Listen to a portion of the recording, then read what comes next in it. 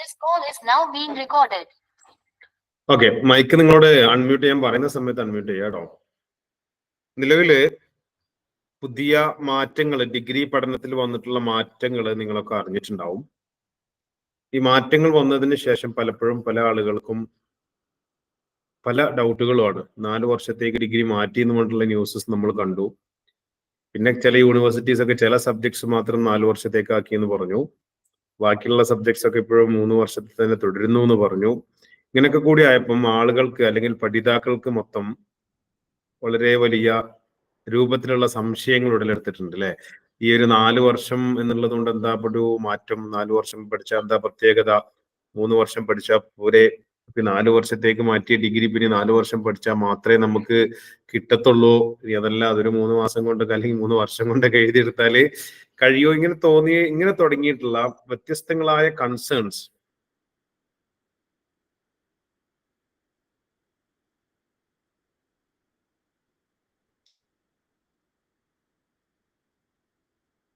Degree ചോദിക്കുകയൊക്കെ ചെയ്തൊരു സാഹചര്യത്തിലാണ് നമ്മൾ ഒരു വെബിനാർ സംഘടിപ്പിക്കാം, എന്നിട്ട് ഈ വിഷയത്തിലുള്ള കുറച്ച് ക്ലാരിറ്റീസ് കാര്യങ്ങളൊക്കെ സ്റ്റുഡൻസിന് നൽകാം എന്നുള്ള ഒരു തീരുമാനത്തിലേക്ക് എത്തിയത്.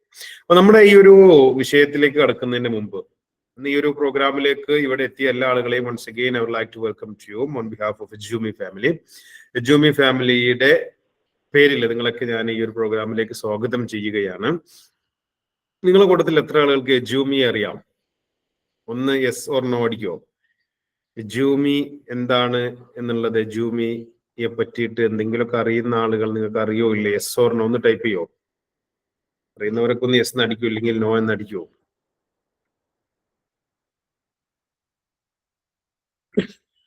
കുറെ ആൾക്കറിയാം, കുറെ ആളുകൾ കേട്ടിട്ടുണ്ട്.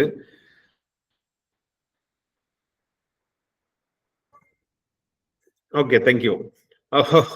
ചെറിയ രൂപത്തിൽ എന്തെങ്കിലുമൊക്കെ കാരണങ്ങൾ അവിടെ ഇവിടെ ഒക്കെ ആയിട്ട് നിങ്ങൾ എജൂമിയെ അറിഞ്ഞിട്ടുണ്ട്, കേട്ടിട്ടുണ്ട്. അപ്പൊ നമുക്ക് ഇന്നത്തെ ഈ ഒരു വെബിനാറിൽ പ്രധാനമായിട്ടും 2 ഏരിയകളാണ് നമ്മൾ കവർ ചെയ്യാൻ കരുതിയിട്ടുള്ളത്.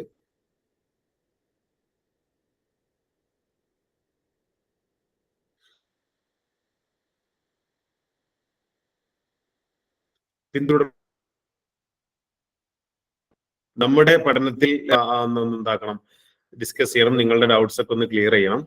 അതുപോലെ ഇപ്പൊ നിങ്ങൾ കുറെ ആളുകൾ എജൂമി അറിയും എന്ന് പറഞ്ഞു, കുറെ ആളുകൾ എജൂമി അറിയൂല എന്ന് പറഞ്ഞ് കമന്റ് അടിച്ചു. അപ്പൊ നമ്മൾ ഏതായാലും ഒരു പ്രോഗ്രാം നടത്തണം. അപ്പൊ നടത്തുന്ന സ്ഥാപനത്തെ പറ്റി, ആളുകളെ പറ്റി ഒന്ന് അറിഞ്ഞിരിക്കുന്നത് നല്ലതായിരിക്കും. മൊത്തത്തിൽ നമ്മുടെ കുറച്ച് കാര്യങ്ങൾ, ഫീച്ചേഴ്സുകളൊന്ന് പരിചയപ്പെടുത്തുക. ഇങ്ങനെ 1-2 കാര്യങ്ങൾ ഒക്കെ ഒന്ന് ഉൾക്കൊള്ളിച്ചിട്ട് വളരെ കുറഞ്ഞ സമയത്ത് നമുക്ക് അവസാനിപ്പിക്കാവുന്ന രൂപത്തിലാണ് നമ്മുടെ ഇന്നത്തെ ഈ ഒരു വെബിനാർ നമ്മൾ പ്ലാൻ ചെയ്തിട്ടുള്ളത് അല്ലെങ്കിൽ ഡിസൈൻ ചെയ്തിട്ടുള്ളത്. അപ്പൊ ഏതായാലും നമ്മൾ ഈ ഒരു യൂണിവേഴ്സിറ്റിയിൽ വന്നിട്ടുള്ള യൂണിവേഴ്സിറ്റി ഗ്രാന്റ് കമ്മീഷൻ മുഖാന്തരം അല്ലെങ്കിൽ UGSC അവിടുന്ന് വന്നിട്ടുള്ള മാറ്റങ്ങൾ അനുസരിച്ചിട്ട് എന്തൊക്കെയാണ് ചേഞ്ചസ്, എങ്ങനെയൊക്കെ ആവാം എന്നുള്ള കാര്യങ്ങൾ നമ്മൾ സംസാരിക്കും. അതിന്റെ കൂടെ തന്നെ നമ്മുടെ ഇന്നത്തെ ഈ ഒരു സെഷനിൽ നമ്മളോട് ഇടപെട്ട് സംസാരിക്കാൻ നമ്മുടെ എജൂമിയുടെ ഡയറക്ടേഴ്സ് ഉണ്ട്. അതുപോലെ തന്നെ എജൂമിയിൽ ഓൾറെഡി പഠിച്ചു കഴിഞ്ഞ അലുമിനിയിൽപ്പെട്ട നമ്മുടെ നിയമത്ത് കഴിഞ്ഞ BA അറബിക് എക്സാമിൽ കാലിക്കറ്റ് യൂണിവേഴ്സിറ്റിയിൽ 89% കൂടി അറബിക് പാസ്സായിട്ടുള്ള നമ്മുടെ ഒരു സ്റ്റുഡന്റ് ആണ്. അതുപോലെ ഇപ്പൊ നിലവിൽ കാലിക്കറ്റ്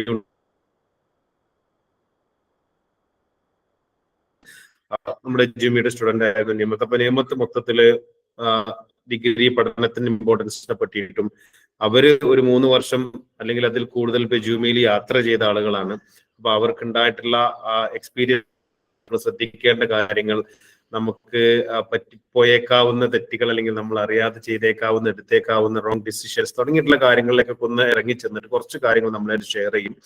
അതിനുശേഷം നമുക്ക് കുറച്ച് ബാക്കി വരുന്ന ഭാഗങ്ങൾ കൂടെ ഡിസ്കസ് ചെയ്ത് നിങ്ങളുടെ ഡൗട്ട്സ് ക്ലിയർ ചെയ്തിട്ട് നമുക്ക് ഇന്നത്തെ ഈ ഒരു സെഷൻ നമുക്ക് അവസാനിപ്പിക്കാം. അപ്പൊ ഏതായാലും ഇപ്പൊ ഞാൻ നിയമത്തിന് മൈക്ക് കൈമാറാം. നിയമത്ത് ജോയിൻ ചെയ്തിട്ടുണ്ടല്ലോ അല്ലേ? Okay, you can start.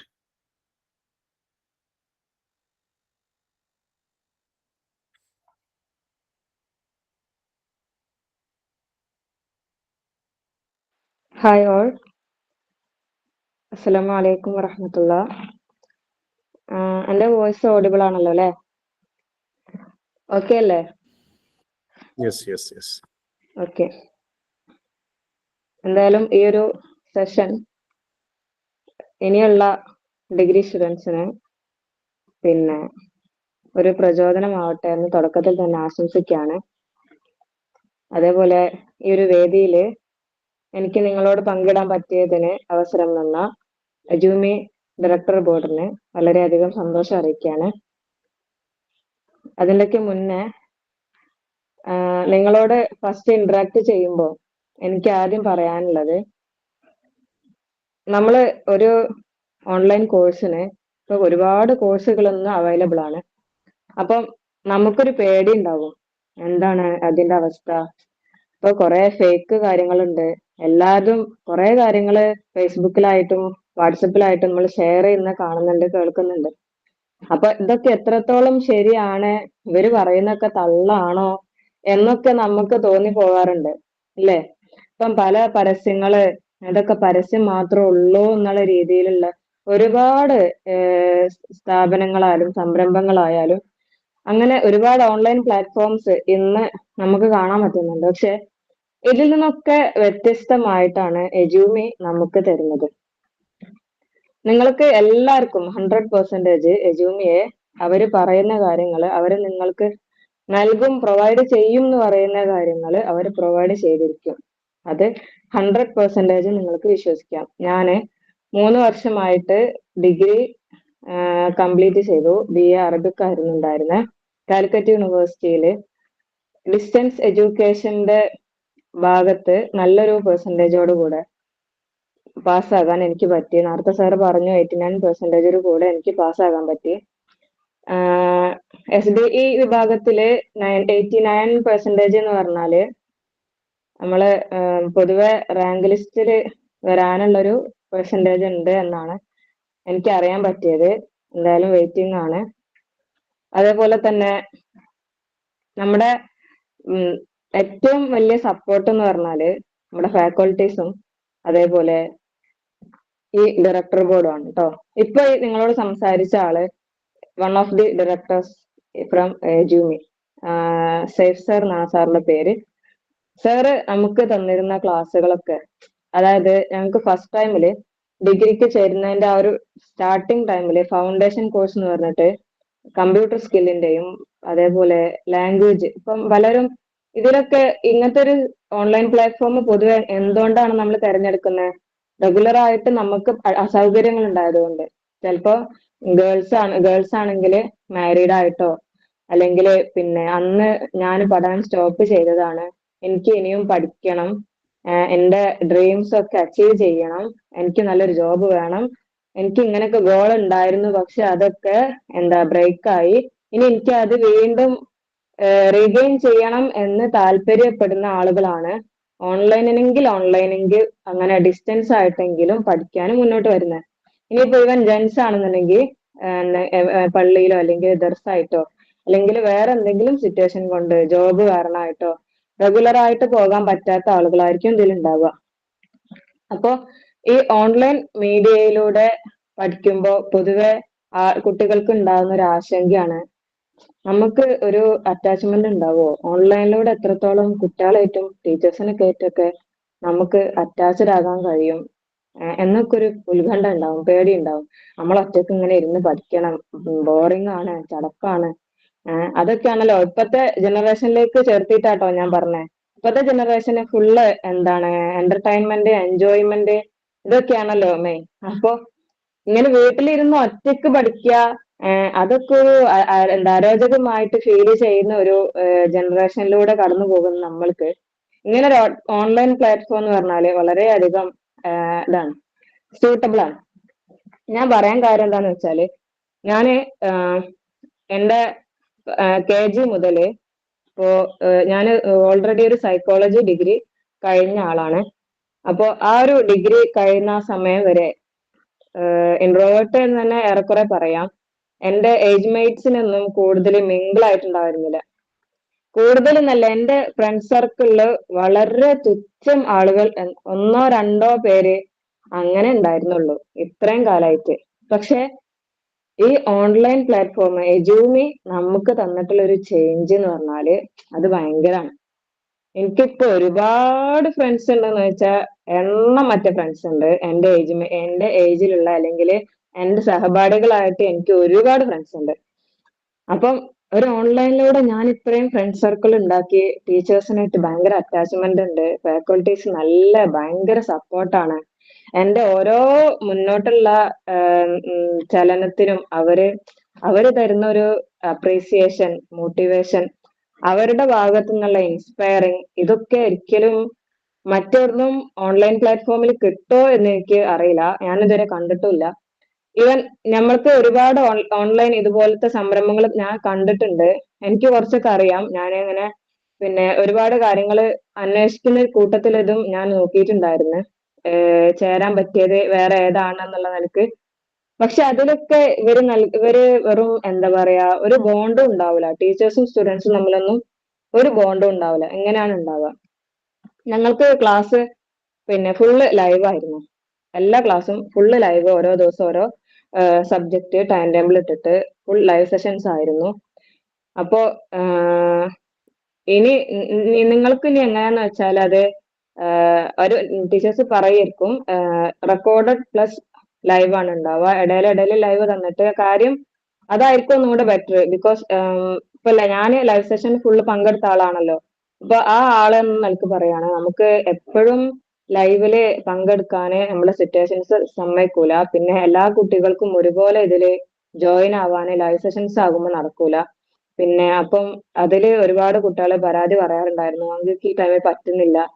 കാര്യം അത് നമ്മള് പ്രോപ്പർ ആയ ടൈം, നൈറ്റ് ടൈം ഒക്കെ എന്ന് പറഞ്ഞാൽ എല്ലാവരും പൊതുവെ ഫ്രീ ടൈം ആണ്. പക്ഷെ ഈ കുട്ടികളുള്ള ആളുകള്, പിന്നെ വീട്ടമ്മമാര്, ഇങ്ങനെയുള്ള സ്റ്റുഡൻസ് ഒക്കെ ഒരുപാട് ഇതിലുള്ള കാരണം അവർക്കൊക്കെ ആ ടൈമും അവർ എൻഗേജ്ഡ് ആണ്. അപ്പം ഈ ഒരു ലൈവ് സെഷൻസ് മാറ്റിയിട്ട് റെക്കോർഡറിലേക്ക് മാറ്റിയാൽ അത് കുട്ടികൾക്കും സൗകര്യമാണ്, അവർക്ക് എന്താ പ്രോപ്പർ ആയ ടൈമിൽ അവർക്ക് സ്യൂട്ടബിൾ ആയ ടൈമിൽ അത് കേൾക്കും ചെയ്യാം. എന്നാൽ ടീച്ചേഴ്സിനും അത് എന്താ റെക്കോർഡ് ചെയ്ത് വെച്ചാല് അവർക്ക് ടൈമിന് അത് സൗകര്യമാണ്. അതുകൊണ്ടാണ് ഇപ്പൊ അങ്ങനെ രീതിയിലേക്ക് മാറിയത്. പിന്നെ പിന്നെ നമുക്ക് വേണമെങ്കിൽ ലൈവ് സെഷൻസിൽ ഡൗട്ട് ക്ലിയറിങ് കാര്യങ്ങളൊക്കെ ഉണ്ടാവും. ഓക്കെ. പിന്നെ പറയാനുള്ളത് എന്താന്ന് വെച്ചാല്, ഞാൻ എന്റെ ചെറിയൊരു അനുഭവം, ഞാൻ ചെറുതായിട്ട് എജുമിയില് പഠനം കഴിഞ്ഞിട്ട് എന്ത് നേടി എന്ന് പലർക്കും ചോദിക്കാനുണ്ടാവും. ഫസ്റ്റ് ഞാൻ പറഞ്ഞു ഫ്രണ്ട് സർക്കിൾ കാര്യങ്ങളൊക്കെ ഞാൻ പറഞ്ഞു. രണ്ടാമതായിട്ട് ഒരു അച്ചീവ്മെന്റ് എന്ന് പറഞ്ഞാല്, അത് എനിക്ക് എപ്പോഴും ഉള്ളൊരു കാര്യമാണ്. ഞങ്ങളുടെ ഫാക്കൾട്ടീസ്, എസ്പെഷ്യലി അനസർ, മുനവറ മാം, ഇവരൊക്കെ ഇപ്പോഴും, ഞാനിപ്പോ കേട്ടറ്റിന്റെ കോച്ചിങ് പഠിച്ചുകൊണ്ടിരിക്കുകയാണ് എക്സാം എഴുതാൻ വേണ്ടിയിട്ട്. അപ്പം അവരോട് എന്ത് ടോപ്പിക്കിൽ PDF ചോദിച്ചാലും എന്ത് ഡൗട്ട് ചോദിച്ചാലും എപ്പോഴും അവര് പറഞ്ഞു തരും. ഇപ്പൊ ഏത് സ്ഥാപനമാണ് അവിടുന്ന് കഴിഞ്ഞു പോകുന്ന കുട്ടികൾക്ക് വീണ്ടും കാര്യങ്ങളൊക്കെ, നോട്ട്സും കാര്യങ്ങളൊക്കെ കൊടുത്ത് അവരെ സപ്പോർട്ട് ചെയ്യുക എന്ന് എനിക്കറിയില്ല. ഞാൻ ഇന്നേവരെ കണ്ടിട്ടില്ല, അങ്ങനെ ഒരു സ്ഥാപനത്തെ ഇന്നേവരെ കണ്ടിട്ടില്ല. പിന്നെ ഉള്ള ഡയറക്ടർ ബോർഡ് ആണെങ്കിലും അവരോട് എന്തെങ്കിലും ഡൗട്ട് ചോദിച്ചാലും, അവരുടെ ഭാഗത്ത് എന്തെങ്കിലും ഹെൽപ്പ് ചോദിച്ചാലും ഒക്കെ ഈവൻ നൗ അവർ ചെയ്തു തരുന്നുണ്ട്. അത് എനിക്ക് ഭയങ്കര ഒരു ക്രെഡിറ്റ് ആയിരുന്നു. ഇപ്പൊ ഇന്നും കൂടെ ഇപ്പൊ എന്റെ CUCAT എന്ന് പറഞ്ഞിട്ടുള്ള കാലിക്കറ്റ് യൂണിവേഴ്സിറ്റി ക്യാമ്പസിലേക്ക് ഒരു എൻട്രൻസ് എക്സാം ഉണ്ട്. ഒരുപാട് സ്റ്റുഡൻസ്, അതായത് കേരളത്തിലെ മിക്ക സ്റ്റുഡൻസും ആ ക്യാമ്പസിൽ കിട്ടാൻ വേണ്ടിയിട്ട് എഴുതുന്ന ഒരു എക്സാം ആണ് CUCAT എക്സാം എന്ന് പറഞ്ഞത്. എൻട്രൻസ് എക്സാം ആണ്, നെഗറ്റീവ് മാർക്ക് ഒക്കെ ഉണ്ട്. അപ്പൊ അതിന്റെ റിസൾട്ട് റീസെന്റ് വന്നു. അൽഹംദുലില്ലാഹ് 8th റാങ്കോട് കൂടെ എനിക്ക് അതിൽ ക്വാളിഫൈ ചെയ്യാൻ പറ്റി. അപ്പോ ഞാൻ എപ്പോഴും പറയാ, അത് എന്റെ ഈ എജുമി തന്ന ഒരു സപ്പോർട്ട് തന്നെയാണ്, വേറെ ഒന്നുമല്ല. കാരണം അവര് എനിക്ക് അത്രയും ബേസ് തന്നു, എന്നെ അത്രയും പഠിപ്പിച്ചു. ഈവൻ ഞാൻ അന്ന് എൻട്രൻസ് എക്സാമിന് പോകുന്നത് ഒന്നും പ്രത്യേകിച്ച് നോക്കാതെയോ പ്രിഫർ ചെയ്യാതെയോ ഒന്നും അതിനുള്ളൊരു പ്രിപ്പറേഷൻ ഞാൻ നടത്തിയിട്ടില്ല. വെറും കൈയോടെ കിട്ടിയാ കിട്ടി, പോയാ പോയി. അങ്ങനെ ഉണ്ടല്ലോ ഒരു ചൊല്ല്, ആ ചൊല്ലിലാണ് ഞാൻ പോയത്.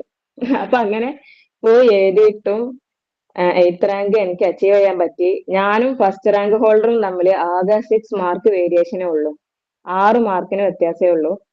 അപ്പം അത്ര ഡിഫറൻസിൽ നമുക്ക് എന്താ പറയാ അവിടെ നേടാൻ പറ്റി. ഇനിയിപ്പോ അലിഗഡ് മുസ്ലിം യൂണിവേഴ്സിറ്റിന്റെ ബി എഡിനോ PGക്കോ ഏതിനാ കിട്ടുന്നതെന്ന് വെച്ചാൽ പോകാന്നുള്ള നിലയിൽ അങ്ങനെ അതും കൊടുത്തിട്ടുണ്ടായിരുന്നു. അപ്പൊ അതിന്റെ ലിസ്റ്റിൽ വന്നിട്ടുണ്ട്, അൽഹംദുലില്ലാഹ്. അപ്പോ എന്താ അങ്ങനെയൊക്കെ അത്രയും നമുക്ക് ഈ ഒരു ഡിസ്റ്റൻസ് ആയി പഠിച്ചതുകൊണ്ട് ബാക്കി പഠനമൊക്കെ അവിടെ നിൽക്കും, അല്ലെങ്കിൽ നമുക്കൊന്നും നേടാൻ കഴിയൂല എന്നുള്ളൊരു ചിന്ത ഒക്കെ ഉള്ള ആളുകളാണെന്നുണ്ടെങ്കിൽ അതിപ്പോ തന്നെ മാറ്റിക്കോ. നമുക്ക് എന്തായാലും കിട്ടും. നമ്മൾ പഠിച്ചാല്, നമ്മൾ പ്രവർത്തിച്ചാല് നമുക്ക് കിട്ടും.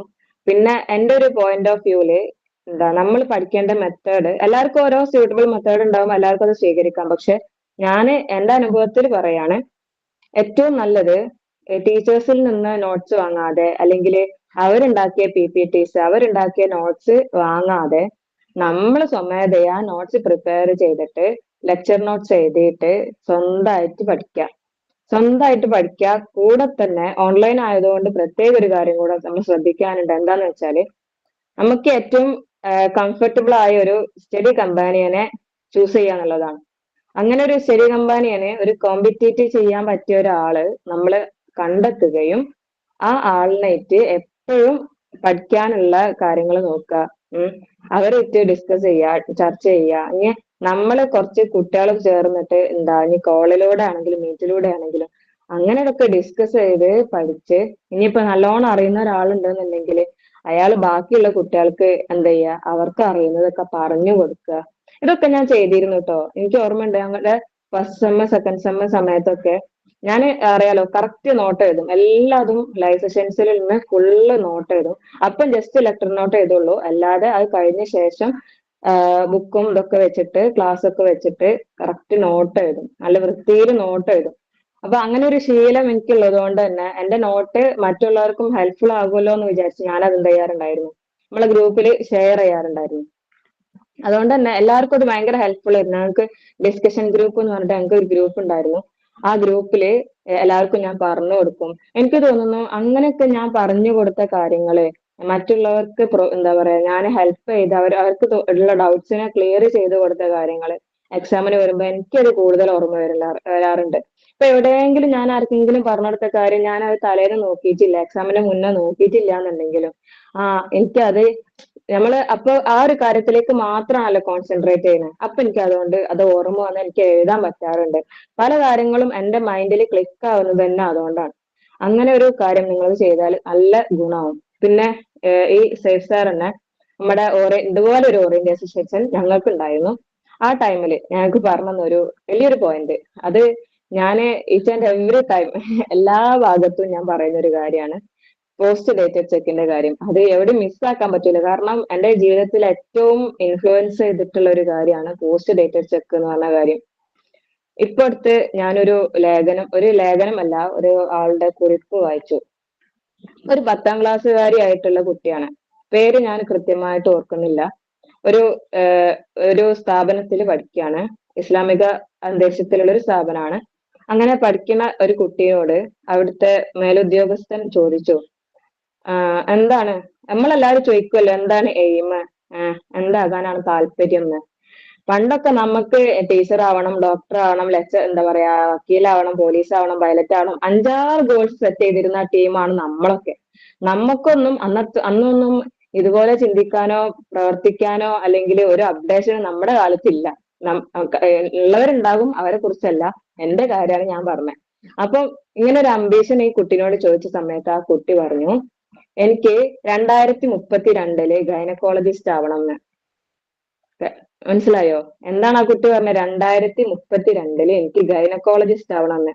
അത് ശരിക്കും ആ ഉദ്യോഗസ്ഥനെ നന്നായിട്ട് അത്ഭുതപ്പെടുത്തി. കാര്യം നമ്മൾ ഒരാളോട് ജസ്റ്റ് ഡോക്ടർ ആവണമെന്ന് പോരാ, അതല്ല, ഗൈനക്കോളജിസ്റ്റ് ആണ്, ഏതാണ് സ്പെഷ്യലൈസ് ചെയ്യുന്നത് അത് സ്പെഷ്യലൈസ് ചെയ്ത് ഞാൻ ഏത് വർഷം തീർക്കും വരെ ആ കുട്ടി കണക്ക് കൂട്ടി വെച്ചു. അപ്പൊ അത്രയും പ്രിസൈസ് ചെയ്തിട്ട് ഒരു കുട്ടി അങ്ങനെ ഒരു കാര്യം പറയണം എന്നുണ്ടെങ്കിൽ ആ കുട്ടി എത്രത്തോളം ഫോർവേഡ് ആണ് ആ കുട്ടിയുടെ കാര്യത്തിൽ, അല്ലെങ്കിൽ തന്റെ എയിമിന്റെ കാര്യത്തിൽ എന്നുള്ളത് നമുക്ക് മനസ്സിലാക്കാൻ കഴിയുമല്ലോ. നിങ്ങളോട് ആരെങ്കിലും ഒരാളോട് ഞാൻ എയിം ചോദിച്ചാൽ നിങ്ങളൊക്കെ എന്താ പറയാ? ചോദിക്കാതിരിക്കട്ടെ എന്ന് പറയും ചിലർക്ക് എന്തെങ്കിലുമൊക്കെ എയിം ഉണ്ടാകും അല്ലെ? അതല്ല കണ്ടീഷൻ. ഈവൻ ഞാനാണെങ്കിലും ചോദിക്കാതിരിക്കട്ടെ എന്നുള്ള മൈൻഡിലേക്കല്ല നമ്മൾ പോവാ പൊതുവെ. കാരണം എന്താ, നമുക്ക് അങ്ങനെ ഒരു ഗോൾ സെറ്റിംഗ് ഒന്നും ഇല്ല അല്ലെ? പക്ഷെ ശരിക്കും ഇപ്പോ എല്ലാ മേഖലയും ഡെവലപ്പ് ചെയ്തു. എഡ്യൂക്കേഷൻ ആണെങ്കിൽ നല്ലോണം ഡെവലപ്പ് ചെയ്തു. ഇപ്പോ ഒരുപാട് കാര്യങ്ങൾ മാറി അല്ലെ? നേരത്തെ പറഞ്ഞല്ലോ, ബിരുദം ഒക്കെ ഈ ബിരുദ കോഴ്സുകൾ 4 വർഷത്തേക്കാക്കി. അങ്ങനെ ഒരുപാട് ചേഞ്ചസ് എഡ്യൂക്കേഷൻ പ്ലാറ്റ്ഫോമിൽ മാറുമ്പോൾ നമ്മളും അപ്ഡേറ്റ് ആവേണ്ടതുണ്ട് അല്ലെ? ഇനിയിപ്പോ ഒരുപാട് പേര് പേരൻസ് ആയിരിക്കും, ഞങ്ങളൊക്കെ വയസ്സായില്ലേ, എത്ര ഏജ് ആയില്ലേ, ഇനിയൊക്കെ ഞങ്ങൾക്ക് ചാൻസ് ഉണ്ടോ? ഉണ്ട്, ഒരുപാട് ചാൻസുകൾ നമുക്ക് എല്ലാവർക്കും ഉണ്ട്. അപ്പം അതൊന്നും അപ്പൊ നമ്മള് ഇപ്പത്തെ അപ്ഡേഷൻ അനുസരിച്ച് നമ്മളും അപ്ഡേറ്റ് ആവണം. നമ്മളെ മക്കളെ നമുക്ക് നോക്കണം എന്നുണ്ടെങ്കിൽ, ഇനി മക്കളുള്ളവർക്കാണെന്നുണ്ടെങ്കിൽ ഞാൻ അതുകൊണ്ടാണ് അങ്ങനെ പറഞ്ഞത്. മക്കൾ അപ്ഡേറ്റഡ് ആണ്, നമ്മളും അപ്ഡേറ്റഡ് ആവണം. എങ്കിലേ നമുക്ക് അവരെ ഫോളോ ചെയ്യാൻ കഴിയുള്ളൂ. നമ്മുടെ നിലനിൽപ്പിനായാലും നമ്മുടെ എന്താ പറയാ മുന്നേറ്റത്തിനായാലും ഈ അപ്ഡേഷൻ വളരെ അത്യാവശ്യമാണ്. അപ്പൊ പോസ്റ്റ് ഡേറ്റഡ് ചെക്ക് എന്താന്ന് ഞാൻ പറഞ്ഞില്ല. അപ്പൊ ഈ കുട്ടി പറഞ്ഞല്ലോ എന്ത് 2032 ഞാൻ ഗൈനക്കോളജിസ്റ്റ് ആയിട്ടുണ്ടാവുന്ന. അതാണ് സാധനം. എന്താണ് ഇപ്പൊ എനിക്ക് അന്ന് സാർ പറഞ്ഞ സമയത്ത് ഞാൻ 2021 ഇതിൽ അഡ്മിഷൻ എടുക്കുന്നത് എജ്യൂമില്. അപ്പൊ 2024 എന്റെ ഡിഗ്രി കഴിയും, 26 PG വിത്ത് നെറ്റ് ക്വാളിഫയിങ്, ദെൻ BEd, പിന്നെ JRF അതിന്റെ കൂടെ കിട്ടിയിട്ടുണ്ടെങ്കിൽ PhD. അങ്ങനെ ഇത്ര വർഷം കൊണ്ട് ഇത് കഴിഞ്ഞാൽ ഇത് PSC എഴുതാണ്, കൊളീജിയേറ്റ് PSC എഴുതിയിട്ട് ഞാൻ എന്ത് ചെയ്യും, ഒരു ഗവൺമെന്റ് കോളേജിൽ ഞാൻ ചേരും. എന്നൊരു ഇപ്പൊ PTM എന്ന് പറഞ്ഞൊരു കോളേജ് നമുക്ക് പെരിന്തൽമണ്ണ ഉണ്ട്. അപ്പൊ അവിടെ ചേരണം എന്നാണ് എന്റെ ഒരു ആഗ്രഹം, അങ്ങനെയാണ്. അപ്പൊ അവിടെ ചേരണം. അത് എന്റെ അന്ന് ഞാന് സാർ പറഞ്ഞെന്താന്ന് വെച്ചാല്, പെട്ടെന്ന് കാണുന്ന ഒരു സ്ഥലത്ത് അല്ലെങ്കിൽ ഒരു ബുക്കില് അല്ലെങ്കിൽ നമ്മുടെ പ്രൈവറ്റ് ആയിട്ടുള്ള ഡയറിയിൽ, നമ്മൾ എന്നും എഴുതി വെക്കുന്ന ഡയറിയിൽ അതിന്റെ ഒക്കെ ഒരു ഫ്രണ്ട് പേജിൽ ഇത് എഴുതി വെക്കണം എന്നാ പറഞ്ഞത്. നമ്മുടെ പോസ്റ്റ് ഡേറ്റഡ് ചെക്ക് ഇന്ന വർഷത്തിൽ ഇന്നതാകും, ഇതൊക്കെ എഴുതി വെക്കാനാണ് സാർ പറഞ്ഞത്. അങ്ങനെ പിറ്റേത്തെ ഇങ്ങനെ നമുക്ക് അടുത്ത് ഇങ്ങനെ റീഫ്രഷ്മെന്റ് സെഷൻ എന്ന് പറഞ്ഞാണ്ട് ഇവര് തരാറുണ്ട്. അപ്പൊ നെക്സ്റ്റ് ഒരു സെഷനിൽ സാറ് ചോദിച്ചു, അതായത് പുതിയൊരു സെമിസ്റ്ററിലേക്ക് കിടക്കുമ്പോൾ നമുക്കൊരു ഓറിയന്റേഷൻ സെഷൻ ഉണ്ടാകും. അതായത് നമ്മളെ ഫാക്കൽറ്റീസ് ഇനി ആരൊക്കെയാണ്, ഇനിയുള്ള സബ്ജക്റ്റുകൾ എന്തൊക്കെയാണ്, ഇതൊക്കെ ഒരുപാട് ചോദ്യങ്ങൾ നമ്മളെ മൈൻഡിൽ ഉണ്ടാവുമല്ലോ. നെക്സ്റ്റ് സെമിസ്റ്ററിന്റെ അവസ്ഥ എന്താണെന്ന് അറിയാനുള്ള ഒരു ത്വര പൊതുവെ സ്റ്റുഡൻസിന് ഉണ്ടാവും. അപ്പൊ അത് ഒഴിവാക്കാൻ വേണ്ടിയിട്ടാണ് ഇവരിങ്ങനെ കൊടുക്കുന്നത്. അപ്പൊ ആ സമയത്ത് സാർ പറഞ്ഞു, ഞാന് ഫസ്റ്റ് ഓറിയന്റേഷൻ സെഷനിൽ ഇങ്ങനെ ഒരു കാര്യം പറഞ്ഞിരുന്നു, എത്ര പേരത് ചെയ്തു എന്ന് ചോദിച്ചു.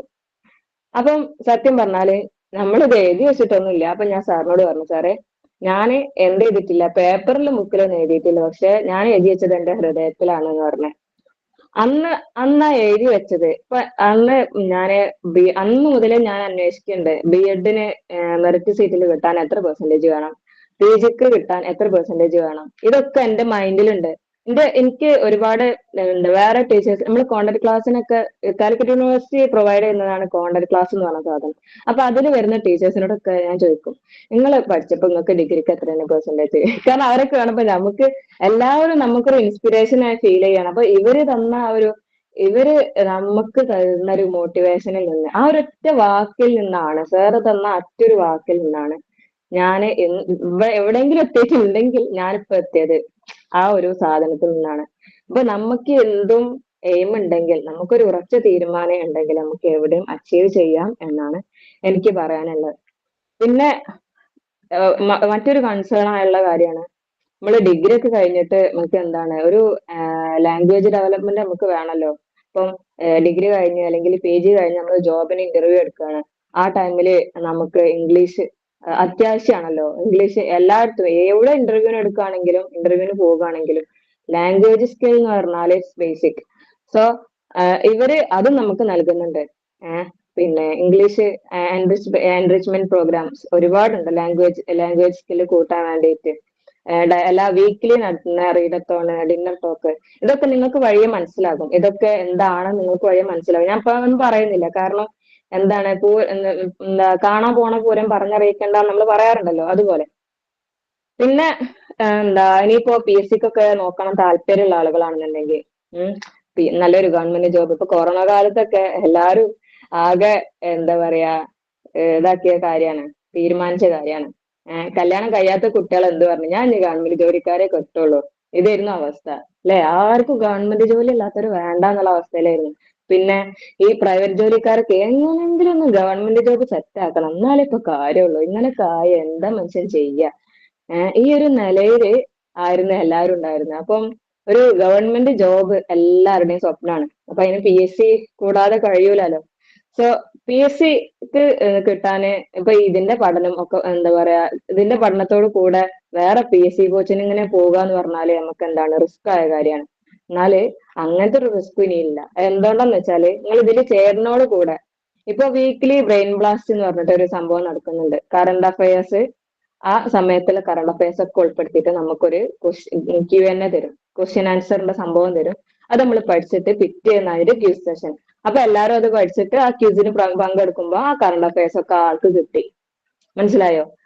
അപ്പൊ ഈ കറണ്ട് അഫയേഴ്സ് നമുക്ക് എല്ലായിടത്തും ആവശ്യമാണ്. ഇപ്പൊ ഇനി LPS എഴുതാണെങ്കിലും UPS എഴുതാണെങ്കിലും വേറെ എന്ത് എക്സാംസ് എഴുതാണെങ്കിലും, അതായത് നമ്മളെ ഒരു കോമ്പറ്റേറ്റീവ് ആയിട്ടുള്ള ഏത് മേഖലയിലുള്ള എക്സാം എഴുതാണെങ്കിലും ജനറൽ പേപ്പറിന് കുറച്ച് ക്വസ്റ്റ്യൻസ് എന്തായാലും ഉണ്ടാവും. ഒരു ചെറിയ പെർസെന്റേജ് നമുക്ക് അത് പഠിക്കാനുണ്ടാവും എന്തായാലും. അപ്പൊ അവർക്കും ഇതൊക്കെ ഹെൽപ്ഫുൾ ആണ്. അപ്പൊ ഇവര് ചെയ്യുന്ന ഒരു ഫ്രീ, ഇതൊക്കെ ഈ ബ്രെയിൻ ബ്ലാസ്റ്റ് കാര്യങ്ങൾക്ക് ഇവര് തന്നെ കറണ്ട് അഫയേഴ്സിന് ഒരു എക്സ്ട്രാ പേയ്മെന്റ് ഒന്നും വാങ്ങുന്നില്ല കേട്ടോ. അപ്പൊ അങ്ങനെ വിചാരിച്ചിട്ട് ആരും ഇതൊക്കെ ഒരു ഫീസ് വാങ്ങുന്നുണ്ടോന്നൊക്കെ വിചാരിക്കണ്ടാവും. പക്ഷെ അതൊന്നുമല്ല, ഇവര് നമുക്ക് ഒരു ഔദാര്യം തരാണ്. അത് അങ്ങനെ ഇതിന് പറയാൻ പറ്റുക, ഒരു ഔദാര്യമായി കനിയാന്ന് പറയില്ലേ, അത് അങ്ങനെ പറയാനേ ഇതിന് പറ്റുള്ളൂ. അപ്പൊ അത്രയും നമുക്ക് എന്താ പറയാ, ഇവരെ ഭാഗത്തുനിന്ന് എല്ലാ മേഖലയിലും ഇനിയിപ്പോ ഒരു ഇസ്ലാമിക് സിറ്റുവേഷൻ ആഗ്രഹിക്കുന്ന ആളാണെന്നുണ്ടെങ്കിൽ അവർക്ക് അസ്മിയ കോഴ്സ് എന്ന് പറഞ്ഞിട്ട് കോഴ്സ് പ്രൊവൈഡ് ചെയ്യുന്നുണ്ട്. അതേപോലെ ആത്മീയ മജലിസുകൾ തേഴ്സ്ഡേ നടക്കുന്നുണ്ട്. അപ്പൊ അങ്ങനെ ആ ഒരു രീതിയിൽ വളരുന്ന കുട്ടികൾക്ക് അങ്ങനെയുണ്ട്. പിന്നെ പിന്നെ നിങ്ങളൊന്നും ഒരിക്കലും എക്സ്പെക്ട് ചെയ്യാത്തൊരു കാര്യം, അതായത് ഇതിന്റെ ഒക്കെ ഇടയില് ഈ കാര്യങ്ങളൊക്കെ നടക്കുന്നുണ്ട്. ഇതൊക്കെ ഇവര് കൃത്യമായിട്ട് നടത്തി വരുന്നുണ്ട്. ഇനിയിപ്പോ ഇതിന്റെ ഇടയില് നമ്മള് പണ്ട് മീൻസ് കുറച്ചൊക്കെ കഴിഞ്ഞ ആളുകൾക്ക്, അല്ലെങ്കിൽ ഇനി റീസെന്റ് കഴിഞ്ഞ ആളുകൾക്കായാലും സ്കൂൾ ലൈഫില് ഏറ്റവും കൂടുതൽ മിസ് ചെയ്യുന്ന ഒരു കാര്യമാണ് ആർട്സ് ഒക്കെ, അല്ലെ? സ്റ്റേജ് മേൽ കയറി പാട്ട് പാടണം, കവിത ചൊല്ലണതും അതൊക്കെ നമുക്കൊരു നോസ്റ്റൽ ഫീൽ ആണല്ലോ. അപ്പൊ ആ ഫീല് ഇനിയും നമുക്ക് കിട്ടണം എന്നുണ്ടെങ്കിൽ ഇനിയിപ്പോ എവിടുക്കാ പോവാ? വീട്ടിലിരുന്നാണ്ട് ഇങ്ങനെ പാടിയ ആൾക്കാരെന്താ വിചാരിക്കുക, അല്ലെ? അമ്മാമ്മന്റെ അമ്മൂശാക്കാന്റെ മുന്നിലൊക്കെ ഇങ്ങനെ പാട്ടാടാൻ പറ്റുമോ? ഇല്ലല്ലോ. മാരീഡ് ആയാലാണെങ്കിൽ എല്ലാത്തവരും പെരേര് ഇങ്ങനെ പാടിടുന്ന എന്താ എനിക്ക് പിരാന്തായോ എന്ന് ചോദിക്കൂലേ? അപ്പൊ പാടാൻ കഴിവുള്ള കുട്ടിയാണെങ്കിലും വീട്ടിൽ നിന്ന് നമുക്ക് വലിയ പ്രൊമോഷൻ ഒന്നും ഉണ്ടാവാറില്ല.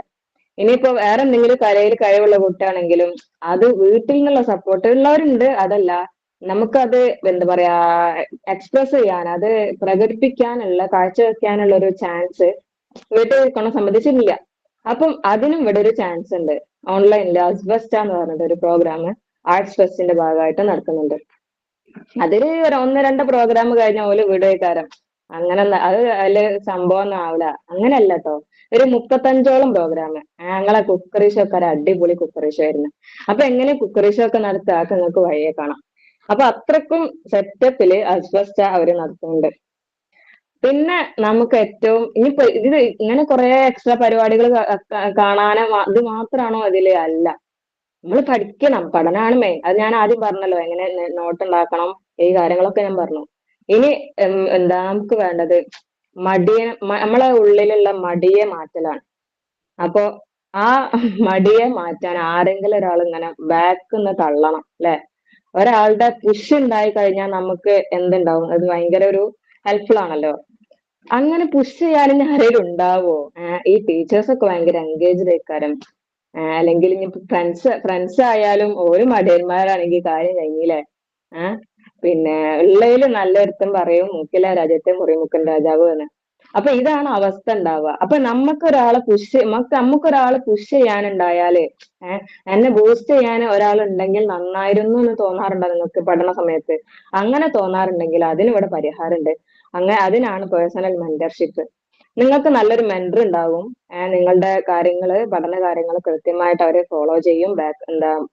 കൃത്യമായിട്ട് നിങ്ങൾ ക്ലാസ് കേൾക്കുന്നുണ്ടോ, പിന്നെ നിങ്ങൾ അതിന്റെ പിന്നെ പഠിക്കുന്നുണ്ടോ എന്നൊക്കെ അറിയാന് ഇടയ്ക്കിടയ്ക്ക് ഇങ്ങനെ മോട്ടിവേറ്റീവ് ആയിട്ടുള്ള ഒരുപാട് കാര്യങ്ങൾ പറഞ്ഞു തരാനൊക്കെ നല്ല മെന്റേഴ്സ് നിങ്ങളെ കൂടെ ഉണ്ടാവും.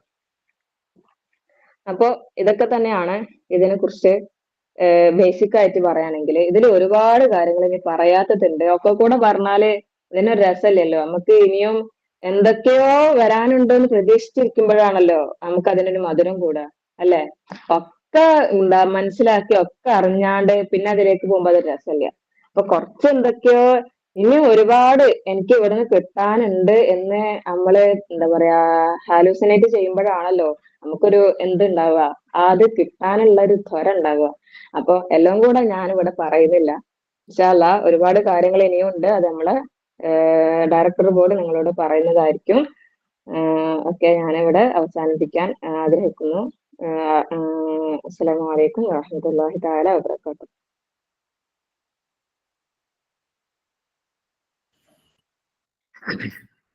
താങ്ക് യു നിയമ.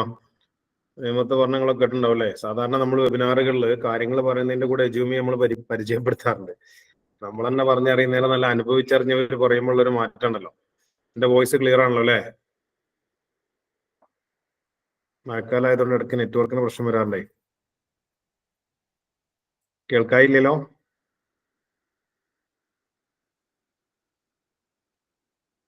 ഹലോ,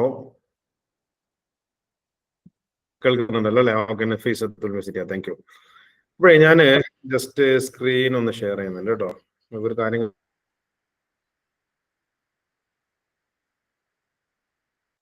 കാണിച്ചു തരാൻ വേണ്ടിയിട്ടാണ്. ജസ്റ്റ് സ്ക്രീൻ ഒന്ന് ഷെയർ ചെയ്യാം. എന്തിനാന്ന് ചോദിച്ചാല് ന്യൂമറിന്റെ അച്ചീവ്മെന്റ് എന്നാണ് എജ്യൂമിയുടെ അച്ചീവ്മെന്റ് ആണല്ലോ.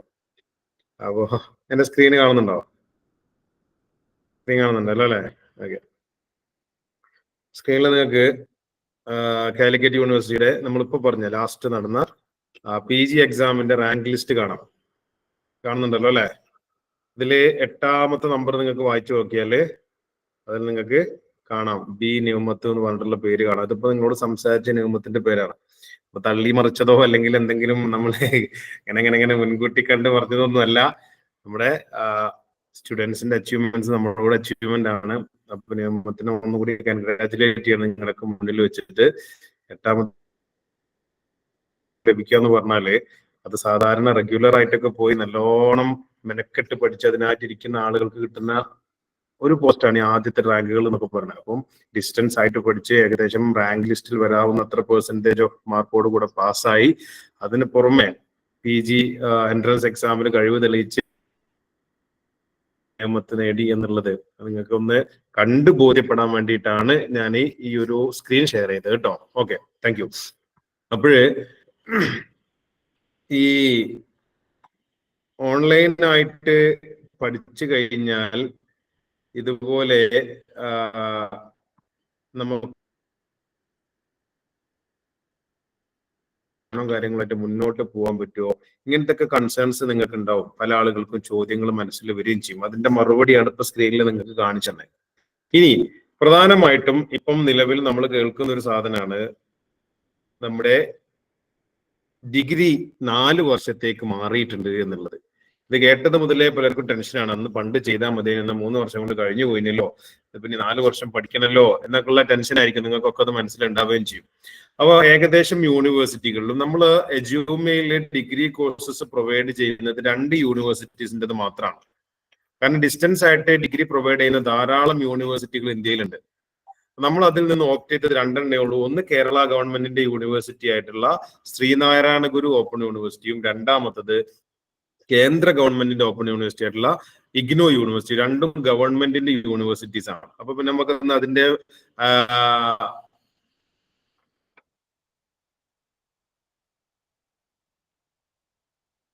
ആകുമ്പോൾ നമുക്ക് പറ്റിക്കപ്പെടുമെന്ന് പേടിക്കേണ്ടി വരിക. അപ്പൊ അതുകൊണ്ടാണ് ബാക്കിയുള്ള യൂണിവേഴ്സിറ്റീസിലെ കോഴ്സൊന്നും നമ്മൾ പ്രൊമോട്ട് ചെയ്യാതെ ഈ 2 യൂണിവേഴ്സിറ്റീസ് ഓപ്റ്റ് ചെയ്തത് എന്നുള്ളതാണ്. അപ്പൊ നിങ്ങൾ ഡിഗ്രിക്ക് ജോയിൻ ചെയ്യാൻ താല്പര്യപ്പെടുന്ന ആളുകളാണ്, നിങ്ങൾ പഠിക്കാൻ ഉദ്ദേശിക്കുന്ന കോഴ്സ് ലഭിക്കുന്ന യൂണിവേഴ്സിറ്റീസ് ഒക്കെ നോക്കുന്ന സമയത്ത് എപ്പോഴും ലിസ്റ്റിൽ ഗവൺമെന്റ് യൂണിവേഴ്സിറ്റീസ് സെലക്ട് ചെയ്യാൻ വേണ്ടിയിട്ട് ആദ്യം നിങ്ങൾ ശ്രമിക്കുക എന്നുള്ളതാണ്. നിങ്ങൾ എജ്യൂമിയിൽ തന്നെ അഡ്മിഷൻ എടുക്കണം നിർബന്ധമൊന്നുമില്ല. നിങ്ങൾ എവിടെ അഡ്മിഷൻ എടുക്കുകയാണെങ്കിലും അങ്ങനെ പഠിക്കുകയാണെങ്കിലും. ഇനി ഗവൺമെന്റ് യൂണിവേഴ്സിറ്റീസ് തന്നെ എടുക്കുമ്പോഴും പല സ്റ്റേറ്റ്സിലുള്ള യൂണിവേഴ്സിറ്റീസിന് ചിലപ്പോൾ UGSE അപ്രൂവൽ ഇല്ലാത്തതുണ്ടാവും. അപ്പൊ ഒന്ന് ഗൂഗിൾ, നിങ്ങളൊക്കെ കയ്യിൽ ഫോണുണ്ട്, ഗൂഗിൾ കയ്യിലുണ്ട്, ഒന്ന് അടിച്ചു നോക്കിയാൽ മതി. നിങ്ങളിപ്പം അണ്ണാമലൈ യൂണിവേഴ്സിറ്റിന്റെ ഡിഗ്രിയാണ് ചെയ്യാൻ പോകുന്നുണ്ടെങ്കിൽ ജസ്റ്റ് ഒന്ന് അടിച്ചു നോക്കുക അണ്ണാമലൈ യൂണിവേഴ്സിറ്റിന്റെ ഇപ്പോഴത്തെ അവസ്ഥ എന്താണ്, അവര് UGC അപ്രൂവ്ഡ് ആണോ, അവരുടെ സർട്ടിഫിക്കറ്റിന് വാല്യൂ ഉണ്ടോ, നമ്മുടെ PSC UPSC ഒക്കെ നാട്ടിലൊക്കെ അത് അംഗീകരിച്ചിട്ടുണ്ടോ എന്നുള്ളതൊക്കെ ഒന്ന് അടിച്ചു നോക്കിയിട്ട് വേണം നമ്മൾ എന്താക്കാൻ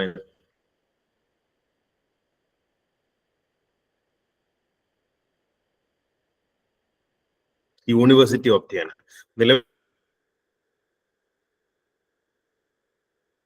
ഒക്കെ പോസിബിൾ ആണ്. ഇപ്പൊ കണ്ടില്ലേ, ഡിസ്റ്റൻസ് ആയിട്ട് ഡിഗ്രി പഠിച്ച നമുക്കത് കിട്ടുന്നത്. ഓക്കെ, പിന്നെ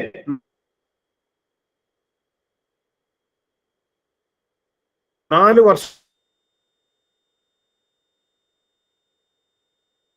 വർഷത്തേക്ക് മാറിയ ഡിഗ്രി ആയതുകൊണ്ട് തന്നെ ഇനി 4 വർഷം പഠിച്ചാലേ ഡിഗ്രി സർട്ടിഫിക്കറ്റ് കിട്ടൂ. 4 വർഷത്തെ ഡിഗ്രി എന്ന് പറഞ്ഞാൽ ഡിഗ്രി ഹോണേഴ്സ് ആണ്. ഡിഗ്രി ഹോണർ വർഷത്തേക്കുള്ള ഡിഗ്രി ആയി മാറിയിട്ടുണ്ട്. കോളേജിലേക്ക് ജോയിൻ ചെയ്ത് കഴിഞ്ഞാൽ അയാൾ 4 വർഷം പഠിച്ചാലേ അയാൾക്ക് സർട്ടിഫിക്കറ്റ് കിട്ടൂ എന്നില്ല. 3-ാമത്തെ വർഷം നമുക്ക് ക്വിറ്റ് ചെയ്യാനുള്ള ഓപ്ഷൻ ഉണ്ട്. അപ്പൊ 3-ാമത്തെ വർഷം ഫൈനൽ എക്സാം എഴുതിയിട്ട് സാധാ പോലെ നിങ്ങൾക്ക് ക്വിറ്റ് ചെയ്യാം. അങ്ങനെ ആകുമ്പോൾ ഇപ്പൊ നമുക്ക് കിട്ടുന്നത് പോലത്തെ ഡിഗ്രി സർട്ടിഫിക്കറ്റ് നമുക്ക് കിട്ടും. അല്ലാതെ 4 വർഷം തന്നെ പഠിച്ചാലേ നമുക്ക് സർട്ടിഫിക്കറ്റ് കിട്ടൂ എന്നല്ല. ഇനി 4-മതൊരു വർഷം കൂടി 2 സെമസ്റ്ററുകൾ കൂടി നിങ്ങൾ കൂടുതൽ പഠിച്ചു കഴിഞ്ഞാൽ നിങ്ങൾക്ക് ഡിഗ്രി ഹോണർ സർട്ടിഫിക്കറ്റ് കിട്ടും. ഈ ഹോണർ സർട്ടിഫിക്കറ്റ് എന്ന് പറഞ്ഞാൽ നമ്മുടെ സാധാ ഡിഗ്രിനേക്കാളും വാല്യൂ ഉള്ളതാണ്. PGക്ക് പഠിക്കാൻ മുമ്പ് 1 വർഷം പഠിച്ചാൽ മതിയാവും.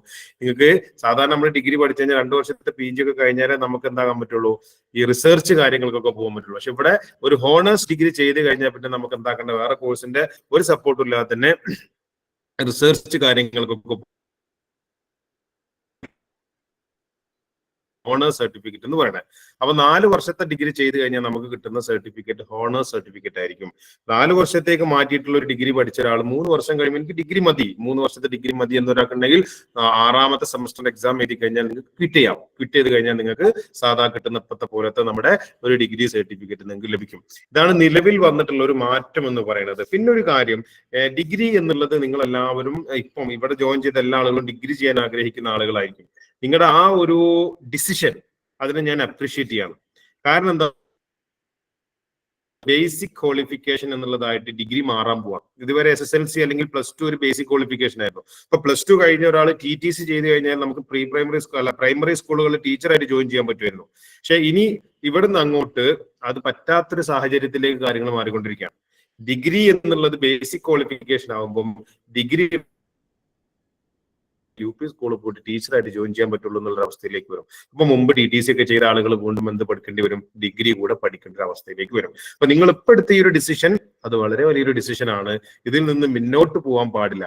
ഡിഗ്രി പഠിക്കണം, ഡിഗ്രി നമ്മൾ നേടിയെടുക്കണം. അപ്പൊ നേരത്തെ നിയമത്ത് പറഞ്ഞതുപോലെ തന്നെ വ്യത്യസ്തങ്ങളായിട്ടുള്ള ഡിഗ്രി കോഴ്സസ് നമ്മൾ വ്യത്യസ്ത യൂണിവേഴ്സിറ്റീസിന്റെ പ്രൊവൈഡ് ചെയ്യുന്നുണ്ട്. എജുമിൽ നമ്മൾ പ്രൊവൈഡ് ചെയ്യുന്നുണ്ട്.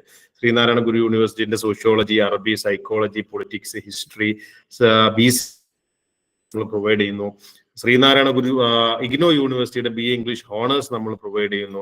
ഇതൊക്കെ നമ്മൾ പ്രൊവൈഡ് ചെയ്യുന്നത് നേരത്തെ പറഞ്ഞ പോലെ live plus recorded classes, mentorship support തുടങ്ങിയിട്ടുള്ള കാര്യങ്ങളൊക്കെ വെച്ചിട്ടാണ്, ഏകദേശം നല്ല എക്സ്പീരിയൻസ്ഡ് ആയിട്ടുള്ള ടീച്ചേഴ്സിനെ വെച്ചിട്ടാണ് ക്ലാസ്സസ് പ്രൊവൈഡ് ചെയ്യുന്നത്. അപ്പൊ നിങ്ങളൊക്കെ ഡിഗ്രി ചെയ്യാൻ താല്പര്യപ്പെടുന്ന ആളുകളാണ് എന്ന് ഞാൻ മനസ്സിലാക്കുന്നു.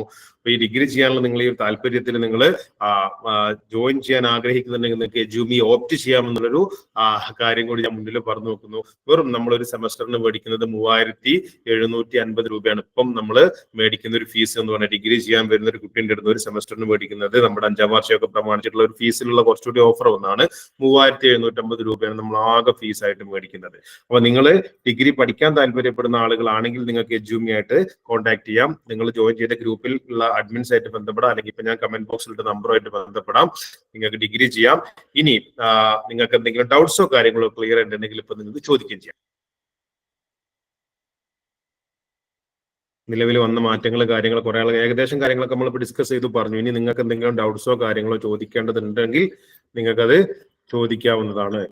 ഈ വന്ന മാറ്റങ്ങൾ അനുസരിച്ച് ഇനി പഠിച്ചാൽ എങ്ങനെയാവും, അങ്ങോട്ടും ഇങ്ങോട്ടും നമ്മളെ കോഴ്സുകളെ പറ്റിയിട്ടൊക്കെ എന്ത് സംശയം ഉണ്ടെങ്കിലും നിങ്ങൾക്ക് ചോദിക്കാം.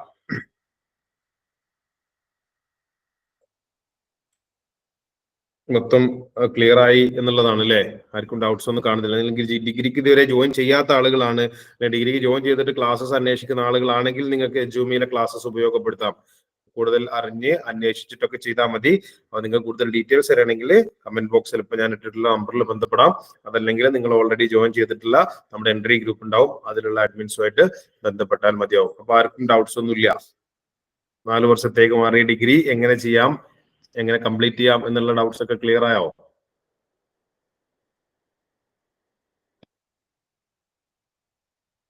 ക്ലിയർ ആയോ?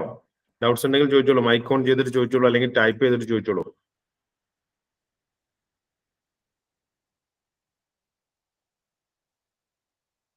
കുറെ ആളുകൾ സമാധാനമായി ഇരിക്കാനല്ലേ 3 വർഷം കൊണ്ട് ചെയ്തുകാണ്ട് ഗുഡ് ബൈ പറയാലോ, 3 വർഷം കൊണ്ട് ഡിഗ്രി കൈക്കലാക്കാലോ എന്നൊക്കെയുള്ളത് സമാധാനം വന്ന മനസ്സാണല്ലായിരുന്നു അല്ലേ അഗഫാൻ? കാരണം നമ്മളിപ്പോ തുടങ്ങിയിട്ട് ഏകദേശം 1 മണിക്കൂർ ആവാനായി.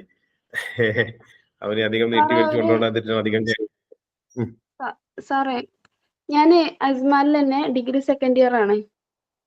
അപ്പോ ഈ 4 വർഷത്തെ ഡിഗ്രിക്ക് ഇനി എന്തെങ്കിലും എന്താ ചെയ്യണ്ടേ? ഇപ്പൊ നമ്മള് ഡിഗ്രിക്ക് ജോയിൻ ചെയ്ത ടൈമിൽ 3 വർഷത്തതാണ്.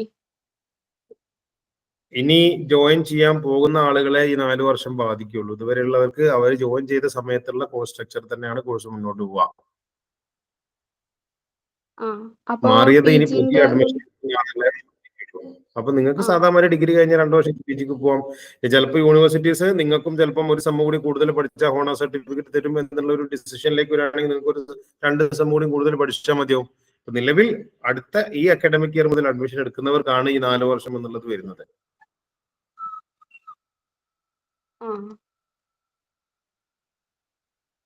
ഓക്കെ, ചോദിച്ചോളൂ. ഇനി വേറെ എന്തെങ്കിലും ഡൗട്ട്സ് ഉണ്ടോ?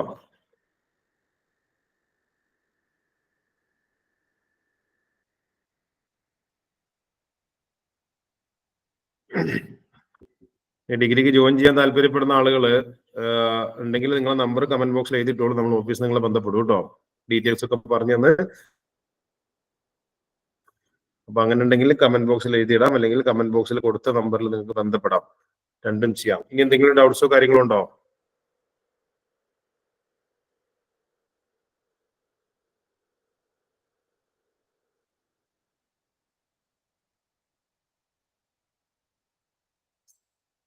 ഓക്കെ റിസ്വാന, നമ്മൾ ഓഫീസിൽ നിന്ന് ബന്ധപ്പെടും കേട്ടോ.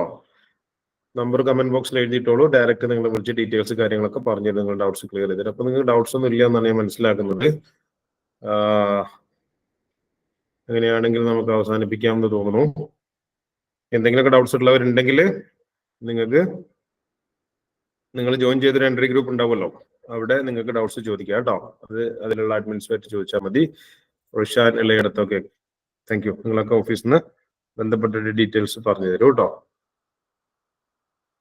നമ്പർ കമന്റ് ബോക്സിൽ എഴുതിയിട്ടോളൂ, ഇല്ലെങ്കിൽ ഞാൻ കൊടുത്ത നമ്പർ ഉണ്ട്, അതിൽ ഇങ്ങോട്ട് ബന്ധപ്പെട്ടാലും മതി കേട്ടോ. ഓൾറെഡി അവരൊരു നമ്പർ കൊടുത്തിട്ടുണ്ട്, 755 ലാസ്റ്റ് വരുന്നത്. അപ്പം ഏതായാലും ഇന്നത്തെ ഈ ഒരു സെഷനിൽ ജോയിൻ ചെയ്ത എല്ലാ ആളുകൾക്കും നമ്മുടെ ഫാമിലിയുടെ ഭാഗത്തു നിന്നുള്ള സന്തോഷം അറിയിക്കുന്നു. പ്രത്യേകിച്ച് കുറെ സമയം ചെലവഴിച്ച് നിങ്ങൾക്ക് കുറെ ഡൗട്ടുകൾ കാര്യങ്ങളൊക്കെ വളരെ രസമായിട്ട് വളരെ സിമ്പിൾ ആയിട്ട് പറഞ്ഞു തന്ന നിയമത്തിനും എല്ലാവിധ സന്തോഷങ്ങളും നിങ്ങൾക്ക് വേണ്ടിയിട്ട് പറയാണ്.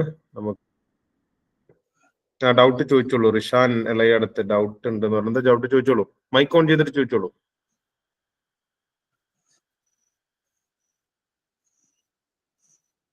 Hello sir. ചോദിച്ചോളൂ. ഈ ബിവോക്കിന്റെ അവസ്ഥ എന്താ? ബാച്ചലർ ഓഫ് വൊക്കേഷൻ ക്ലിയർ ആവുന്നില്ലല്ലോ. ഈ ബാച്ചലർ ഓഫ് വൊക്കേഷൻ ഇല്ലേ, ബിവോക്ക്? അതെ, അതിന്റെ പിന്നെ എന്തല്ലോ നെഗറ്റീവ്സ് കേട്ടിട്ടില്ല, അതിന്റെ അവസ്ഥ എന്താ? ഒരു മിനിറ്റ്, നിങ്ങളെ നമ്പർ മുകളിൽ വിട്ടിട്ടുണ്ടല്ലോ അല്ലേ? ഉണ്ട്.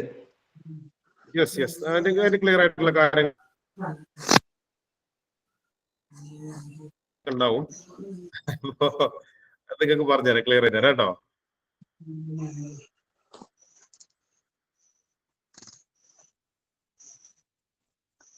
സുമിയ എന്തോ ചോദിക്കുന്നുണ്ടോ? സാർ ഒരു ഡൗട്ട് ഡിഗ്രീനെ സംബന്ധിച്ചല്ല, പിന്നെ PPTTC MTTC വന്നിട്ട് ഏത് എടുത്താലാ കൂടുതൽ വാല്യൂ ഉള്ളത്? Value MTTC Montessori teachers training കോഴ്സിനാണ് ഭാവിയിലേക്ക് കൂടുതൽ ഓപ്ഷൻ ഉള്ളത്. കാരണം അത് ഇന്റർനാഷണൽ സർട്ടിഫിക്കേഷൻ ആണ്. ഇന്ത്യക്ക് പുറത്തും പോയിട്ട് നമുക്ക് ജോലി ചെയ്യാന്നുള്ളതാണ് മോണ്ടിസോറിയുടെ സുഖം. പിന്നെ അത് മൊത്തത്തില് പ്രാക്ടിക്കൽ ബേസ്ഡ് ആണ്. അപ്പൊ ഇപ്പൊ ഏകദേശം പ്രീ പ്രൈമറി സ്കൂളുകളിലേക്കൊക്കെ മോണ്ടിസോറി ടീച്ചേഴ്സിനാണ് എന്താകുന്നത് ഓപ്റ്റ് ചെയ്യുന്നത്. PPTTC എന്നുള്ള നമ്മൾ ഇന്ത്യന്റെ ഉള്ളിൽ മാത്രം നമുക്ക്, അല്ലെങ്കിൽ ഇന്ത്യൻ സ്കൂൾസിൽ മാത്രം നമുക്ക് ജോലി ചെയ്യാനുള്ള ഒരു ഇതാണ്. ക്ലിയർ ആയല്ലോ അല്ലേ? പ്ലസ് 2 ആയതുകൊണ്ട് മോണ്ടിസോറി പഠിക്കുന്നത് എന്തെങ്കിലും ബുദ്ധിമുട്ടുണ്ടാവോ? പ്ലസ് ടു ക്വാളിഫിക്കേഷനേ ഉള്ളൂ. അപ്പോ മോണ്ടിസോറി ആവുമ്പോൾ SSLC മതി ഇതിന്റെ ബേസിക് ക്വാളിഫിക്കേഷൻ. ഇല്ല അങ്ങനെ പ്രശ്നങ്ങളൊന്നുമില്ല. Okay sir, thank you. Okay fine. Okay, അപ്പൊ നമുക്ക് എന്തായാലും അവസാനിപ്പിക്കാൻ തോന്നുന്നു അല്ലെ. ഏതായാലും ഇന്നത്തെ ഈ ഒരു പ്രോഗ്രാമിൽ പങ്കെടുത്ത എല്ലാ ആളുകൾക്കും ഒരിക്കൽ കൂടി എല്ലാവിധ സന്തോഷങ്ങളും അറിയിക്കുകയാണ്. We can wind up this session. Thank you. Good night. Take care. By.